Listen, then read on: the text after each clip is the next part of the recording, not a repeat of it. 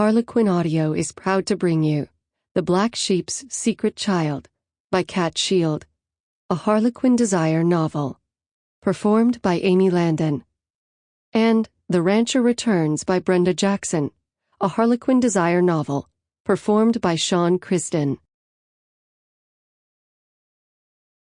1. Savannah Caldwell bypassed the line of partygoers held in a queue by velvet ropes and headed for the burly linebacker with the crooked nose guarding the nightclub's front entrance. Club Tease was only open Friday through Monday. Without a table reservation, the average wait for general admission on a Monday night was 1 to 3 hours. Savannah had no intention of standing around that long to get in to see her brother-in-law. A driving beat poured from the club's mirror-lined doorway. At 1 o'clock in the morning, Club Tease was in full swing, and Savannah was actively second-guessing her impulse to hunt down Trent to discuss business at this unorthodox hour. But she'd been turned away from his office earlier when she tried to make an appointment with his assistant, and so coming here seemed the only way she could get him to acknowledge her. A wave of melancholy caught her off guard.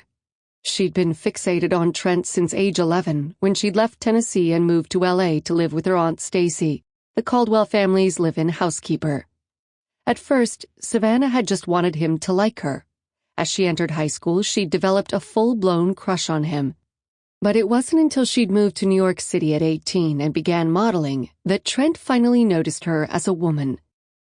When she'd married Trent's brother, Rafe, 16 months ago, Trent had severed all contact with her. The loss had been devastating. To cope, she'd buried her sadness, but suppressing her emotions had turned her into a poorly crafted replica of who she used to be. She spoke less, dressed and acted like a matron twice her age. She'd lost all touch with the optimistic young woman who dreamed of a loving family and a husband who adored her. Savannah stepped up to the blonde bouncer with the well-defined cheekbones. In 4-inch heels, she stood 6 feet tall. Yet the top of her head came no higher than the second button of his snug black polo with Club Tease logo. Where 10 minutes ago she'd been truly determined, she was suddenly awash in hesitation. Even if Savannah was comfortable with confrontation, she was no match for this man. He was accustomed to subduing intoxicated, belligerent troublemakers twice her size. WWCD. What would Courtney do? She drew in a breath to counteract her rising anxiety and ran through the centering exercises her acting coach had drilled into her. Playing the part of wealthy, mean girl Courtney Day on a soap opera for 3 years had enabled Savannah to summon the demanding character at will, even 2 years after she'd stopped acting. In the early days of working on the show, Savannah had struggled in a role as foreign to her as Courtney. While she'd certainly encountered enough rich, entitled, and manipulative women during her years of living in the Caldwell household to draw from to create Courtney, Savannah hated the sort of conflict the socialite thrived on. Savannah would rather retreat than stick up for herself, and had a hard time acting as if everyone should rush to do her bidding. She'd landed the role because of how she'd looked in Courtney's designer clothes, with her hair and makeup done by professionals, not because she could act. Within the first 2 days, it was obvious she was going to be fired unless she learned to embrace Courtney's mean girl persona. A fellow actor recommended her acting coach. Bert Shaw was tough and smart. He convinced her to live the persona 24/7 until she was more familiar with Courtney than Savannah. It had taken 2 weeks, but once she surrendered to Courtney's strengths, her flaws were easier to accept.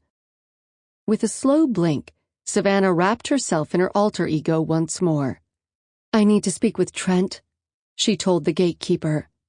To her shock, the man nodded. The smile he gave her was surprisingly gentle for one of his imposing bulk. "Of course, Mrs. Caldwell.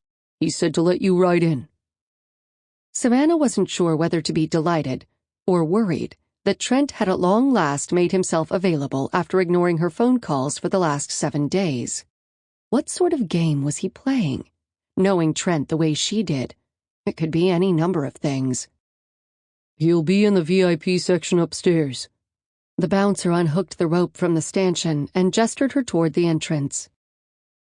Courtney treated most people as if they existed only to serve her. Savannah should have sailed. Sample complete. Ready to continue?